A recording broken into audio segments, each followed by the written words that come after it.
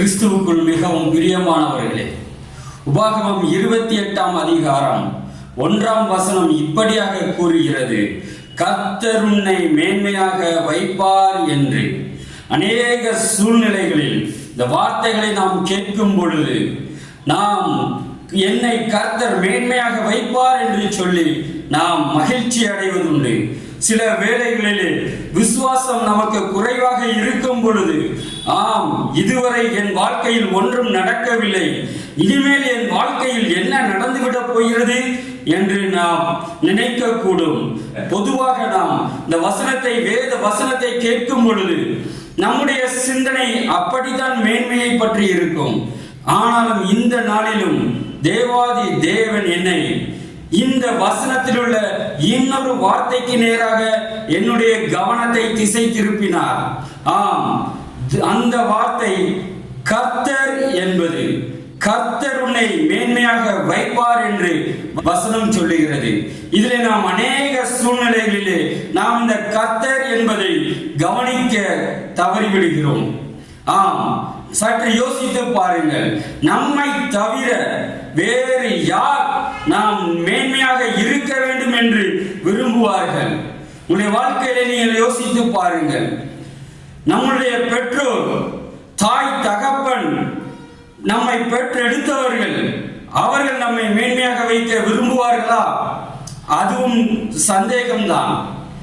ஏன் என்று சொன்னால், தாவீதுடைய வாழ்க்கையிலே நீங்க எடுத்து பார்த்தீர்கள் என்று சொன்னால், உன்னுடைய ஈசாய், தாவீதின் தகப்பனாகிய ஈசாயினிடத்தில் சாமுவேல் தீர்க்கதரிசி வந்து கூறுகிறார், உன்னுடைய அத்தனை பிள்ளைகளையும் கொண்டு வந்து நிறுத்தி தேவன் உன்னுடைய குமாரர்களில் ஒருவனை ராஜாவாக அபிஷேகம் பண்ண விரும்புகிறார் என்று சொல்லுகிறார். ஒரு நல்ல தகப்பன் ஒரு பலவீனமான மனிதனாக, ஒரு மகனாக கூட இருக்கலாம். ஆனால் அவன் என்ன செய்திருப்பான்? அந்த நேச குமாரனை கூட அவன் மறக்காமல் நிறுத்தி வைத்திருப்பான், எல்லா குமாரரோடும் கூட. ஆனால் தாவீதுடைய தகப்பனோ அதை அவன் செய்யவில்லை. எல்லா நல்ல சௌந்தரியம் உள்ள, நல்ல உடல்வாக்குள்ள குமாரர்களையும் நிறுத்தினார். தாவீதையோ பெயருக்கு கூட கூப்பிடவில்லை. அவனிடம் அதை பற்றி சொல்லக்கூட இல்லை. அவன் எங்கோ ஒரு காட்டிலே தகப்பனுடைய ஆடுகளை மேய்த்து கொண்டிருக்கிறான். தாவீதுக்கு இதை கேட்கும் பொழுது எப்படி இருந்திருக்கும்? என் தகப்பன் கூட என்னை தள்ளிவிட்டு விட்டாரே என்று சொல்லி ஒருவேளை அவன் மனதிலே கதறி இருக்கக்கூடும். ஆனால் தேவன் மற்ற எல்லா குமாரரை பார்க்கிலும் இந்த தாவீதை தான் தேடினார். சாமுவேல் தீர்க்கதரிசி ஈசாயின் வீட்டிற்கு அனுப்பியது இந்த தாவீதை தேடும்படியாகத்தான், இந்த தாவீதை ராஜாவாக அபிஷேகம் பண்ணும்படியாகத்தான். ஆம் பிரியமானவர்களே, தாய் தகப்பன் கூட நம்மை மேன்மையாக வைப்பதற்கு சில வேளை மறந்துவிடக்கூடும். ஆனால் தேவன் நம்மை நினைத்து அவர் நம்மை மேன்மையாக வைப்பார் என்று வேதத்திலே நாம் பார்க்கிறோம். அது மாத்திரமல்ல, நமது ஊரிலே சொல்லுவார்கள், மாமன் மச்சன் துணை இருந்தால் மலையேறி பிழைக்கலாம் என்று சொல்லி. ஆனால் அவர்களும் உதவி செய்வார்களா? நம்மை மேன்மையாக வைக்க விரும்புவார்களா என்று சொன்னால் அதுவும் சந்தேகம்தான். யாக்கோபுடைய வாழ்க்கையை நீங்கள் எடுத்து பார்த்தீர்கள் என்று சொன்னால், அவன் தன் மாமனோடு போராடுகிறான். 10 விசையோடு என் சம்பளத்தை நீர் மாற்றினீர் என்று சொல்லுகிறான். நான் உமக்கு உண்மையாய் ஊழியம் செய்தேன், ஆனாலும் என்னை மேன்மையடை விடாதபடிக்கு, நான் ஆசீர்வாதமாய் இருக்க முடியாதபடிக்கு தனக்கு அடிமையாகவே வைத்துக் கொள்ளும்படியாய் நீ விரும்பினீர் என்று யாக்கோபு இறுதி கட்டத்திலே தனது மாமனை அவன் கடிந்து கொள்வதை நாம் பார்க்கிறோம். ஆனால் அப்பொழுது அந்த யாக்கோபு சொல்வது என்ன? என் பிதாக்களின் தேவனானவர் என்னை மட்டும் நடத்தினார், என்னை ஆசீர்வதித்திருக்கிறார் என்று அவன் சொல்லுகிறார்.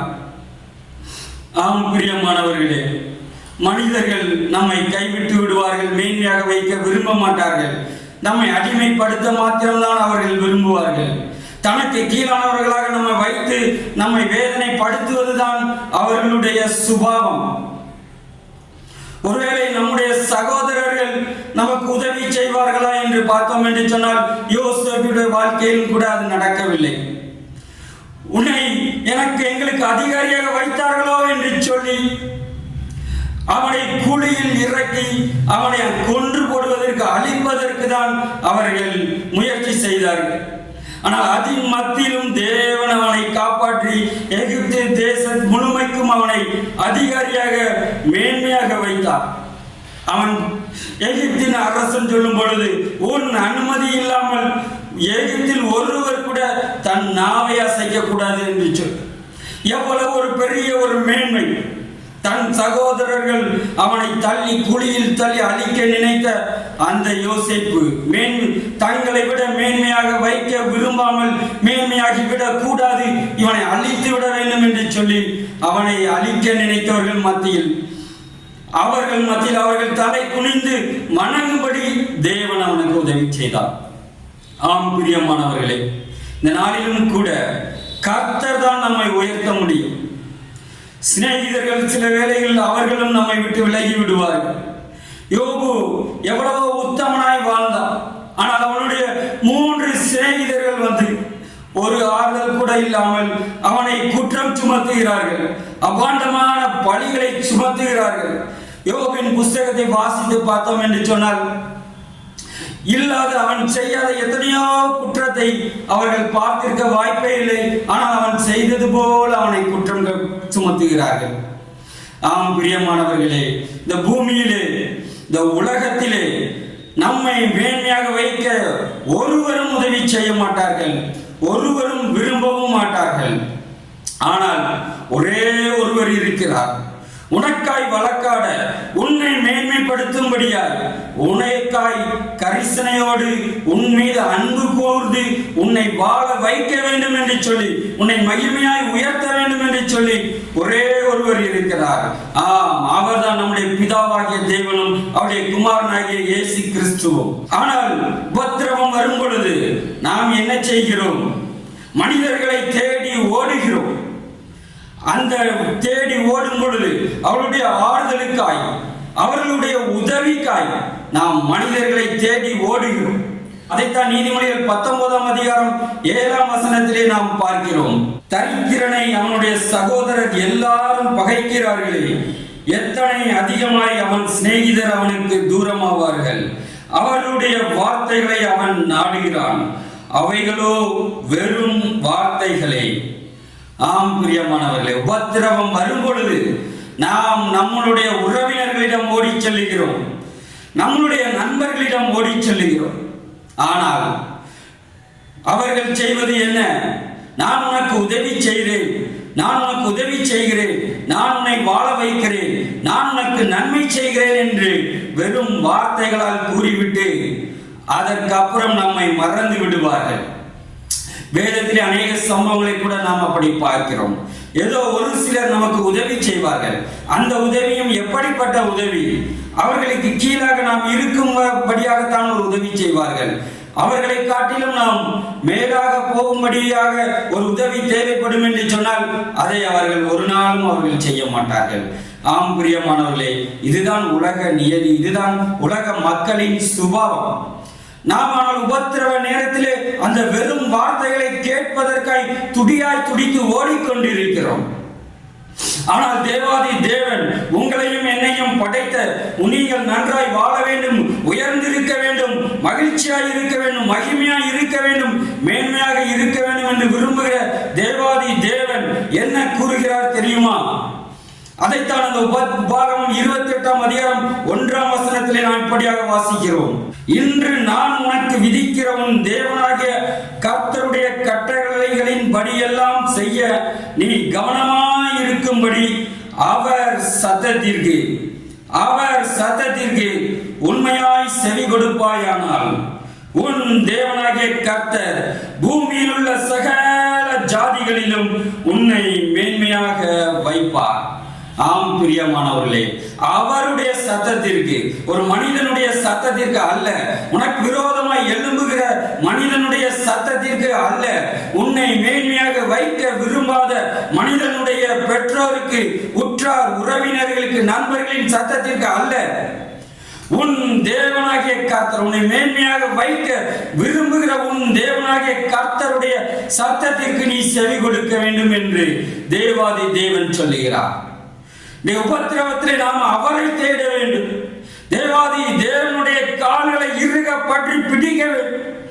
அப்படிதான் யாக்கோபு தன்னுடைய உபத்திரவத்திலே தேவனுடைய கால்களை பற்றி பிடித்துக் கொண்டு அழுதான். நீர் என்னை ஆசீர்வதித்தால் ஒழிய நான் உம்மை போக விடேன் என்று சொல்லி தேவனுடைய கால்களை பிடித்துக் கொண்டு ராம் முழுவதும் அவன் அழுதான். இறுதியாக விடியற் காலமான போது தேவனை ஆசீர்வதித்து விட்டு கடந்து செல்லும் பொழுது என்ன கூறினார்? தேவனோடும் மனிதனோடும் நீ போராடி மேற்கொண்டாய் என்று சொல்லி.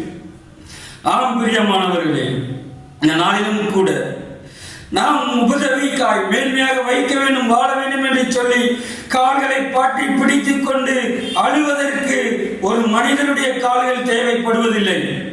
தேவாதி தேவனுடைய கால்கள் நம்மை காத்து கொண்டிருக்கிறது. என்னுடைய குமாரன், என்னுடைய நேச குமாரன், என்னுடைய மகன், என்னுடைய மகள் என்னை தேடி வரட்டும், என்னிடம் கேட்கட்டும். எஸ்தர் ராஜாத்தியை பார்த்து அந்த ராஜா சொன்னார், அகஸ்வேரு ராஜா, எஸ்தர் ராஜாத்தியை உன் மன்றாட்டு என்ன? நீ ராஜ்யத்தில் பாதி மட்டும் கேட்டாலும் நான் உனக்கு தருவேன் என்று சொன்னார். அதை காட்டிலும் அதிகமாய் அன்பு கூறுகிறவராய் தேவாதி தேவன் என்று உங்களை பார்த்து கூறுகிறார், உன்னுடைய மன்றாட்டு என்ன? நான் அவைகளை கொடுக்கட்டும். நீ உபத்திரவத்தில் நீ மனிதனுடைய கால்களை பிடித்து அழ வேண்டிய அவசியம் உனக்கு இல்லை என்று சொல்லி அவர் உன்னை பார்த்து என்று கூறுகிறார். ஆம் பிரியமானவர்களே, நம்முடைய உபத்திரவத்திலே மனிதர்களுடைய கால்களை அல்ல, தேவாதி தேவனுடைய கால்களை நாம் பற்றி பிடித்து கதற வேண்டும் என்று தேவன் எதிர்பார்க்கிறார்.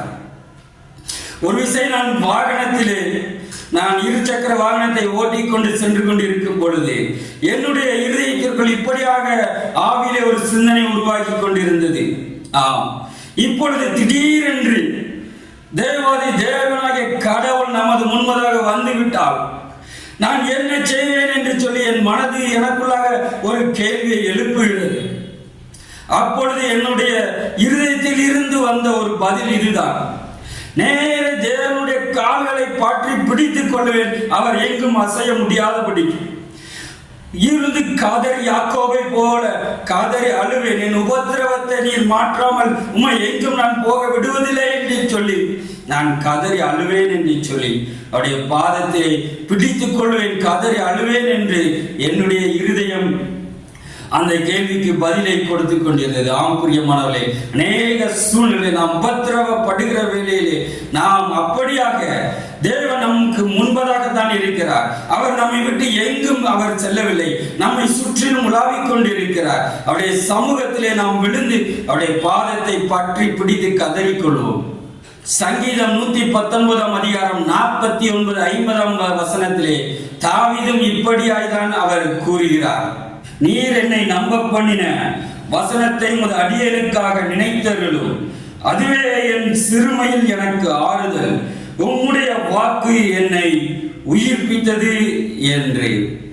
ஆம், தேவன் சொன்ன வார்த்தை, உன்னை நான் இப்படியாக ராஜாவாக அபிஷேகம் பண்ணுவேன், உனக்கு ஒரு நிலையான ஒரு வீட்டை கொடுப்பேன், உன்னுடைய சிங்காசனம் என்றென்றைக்கும் ராஜாசனத்தில் இருப்பார்கள் என்று தாவீதை குறித்து தேவன் கூறினார். அவனுடைய வாழ்க்கையில் ஒரு உபத்திரவம் வந்த பொழுது அவரும் இப்படியாக கதறுகிறார், நீர் எனக்கு நம்ப பண்ணின வசனத்தை நினைத்தருளும் என்று சொல்லி. அந்த வார்த்தை உம்முடைய வார்த்தை தான், ஒரு மனிதனுடைய வார்த்தை அல்ல. நிறைவேறப் போகிற, நிச்சயமாய் நிறைவேறப் போகிற, நிச்சயமாய் தாவீதுக்கும் அவன் சந்ததிக்கும் அவன் குடும்பத்திற்கும் நன்மை செய்ய போகிற அந்த உம்முடைய வார்த்தை, தேவனுடைய வார்த்தை தான் என்னுடைய உபத்திரவத்தில், என்னுடைய சிறுமையில் எனக்கு ஆறுதல் என்று சொல்லி தாவீது இங்கு தன்னுடைய விசுவாசத்தை பலப்படுத்துவதை, தேவனுக்குள் அவர் உறுதிப்படுத்திக் கொள்வதை, பலப்படுத்திக் கொள்வதை நாம் பார்க்கிறோம். ஆம் பிரியமானவர்களே, வேதம் கூறுகிறது, இஸ்ரவேல் ஜனங்களுக்கு தேவன் கூறின வார்த்தைகளில் ஒன்றாகிலும் தரையிலே விழவில்லை என்று சொல்லி, அவர் தரையிலே விடவில்லை என்று சொல்லி. இன்றைக்கும் கூட, இன்றைக்கு எத்தனை அந்த தேவதாசர்களுக்கு யோசேப்பு, தாவீது, யாக்கோபு போன்ற அத்தனை தேவ மனிதர்களுக்கும் தேவாதி தேவன் என்ன வார்த்தைகளை வாக்கு தத்தத்தை கொடுத்தாரோ, எதை வாக்கு பண்ணினாரோ அந்த மேன்மை அவர்களுக்கு கொடுத்து அவருடைய வாழ்க்கையை ஜெயமாக மாற்றினார். அதே போல பத்ரவத்தில் கதறுகிற உங்களை கூட தேவாதி தேவன் கூறுகிறார், என்னை நீ தேடு, என்னுடைய சத்தத்திற்கு நீ செவி கொடு. மனிதனுடைய வெறும் வார்த்தைகளை உதவி செய்வேன் என்று கூறி மறந்துவிட்டு போகிற அந்த வெறும் வார்த்தைகளை விட்டுவிட்டு என்னுடைய வார்த்தைகளை நீ மகிமைப்படுத்து.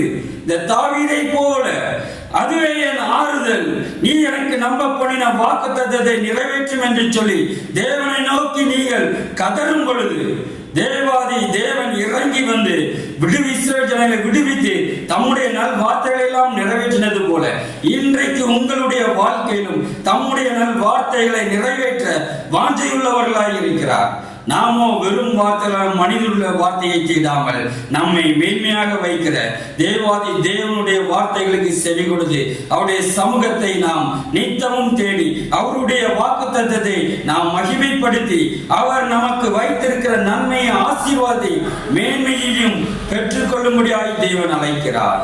இன்றே அவர் அண்டை சேர்ந்து அவர் அளிக்கும் நன்மையால் திருப்தியாகும்படியாய் தேவன் உங்களை ஆசீர்வதிப்பாராக.